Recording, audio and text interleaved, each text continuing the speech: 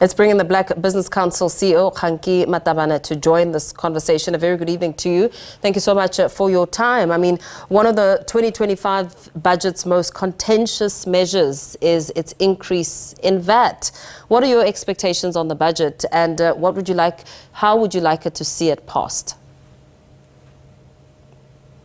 Thank you very much for a good evening to you and the viewers.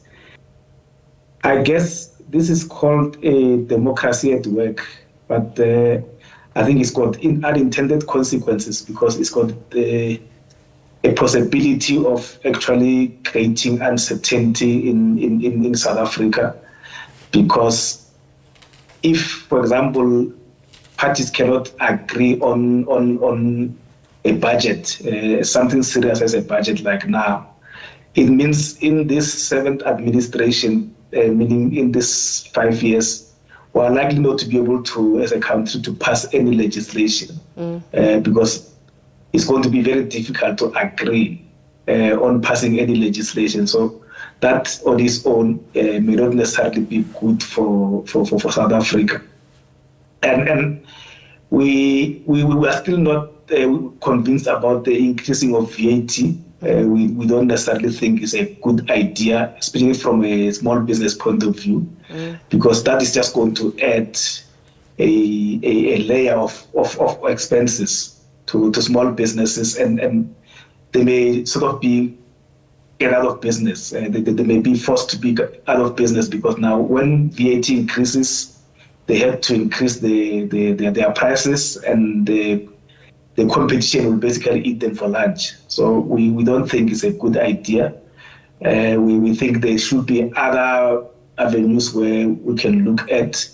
We like reducing the costs and reducing expenses of government, but also strengthening. We agree with the Commissioner of SARS that it's important that we need to strengthen SARS so that SARS can go and deal with complicated and sophisticated cases that can bring more revenue to the fiscus rather than increasing VAT. We don't think currently is the right idea, a good idea to increase VAT at the moment. What element of unpredictability do you believe the conversation around VAT now creates with these unresolved issues hanging for business? I mean, I know for one, cigarette manufacturers have already put their prices up, or some of them as of last month. Is that the way to go?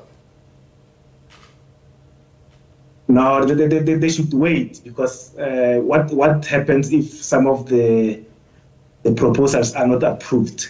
So I think it's important that people should wait. But I guess when you're running a business, you want to get all your systems updated at a certain period, and I suspect that period has passed. A lot of companies probably will get into a new financial year, and you want to get there with an updated system. For example, you can imagine a lot of accountants are waiting to say, and even a lot of shops are waiting to say, is it 15.5% in VAT or is it 15%? They need to prepare and set up their systems. But we have the situation we have. We've got the democracy that we have with the government of national unity. We just have to be flexible and try to find a solution amongst ourselves to say, how do we work with the government of national unity? And then hence I'm saying it creates unpredictability, it creates uncertainty, because business needs to operate in an environment that is very predictable, where you know tomorrow this is how things are going to happen. And this unfortunately is happening within the context of other external factors that are trying to bring more uncertainty into South Africa, into the South African economy, or South Africa at large.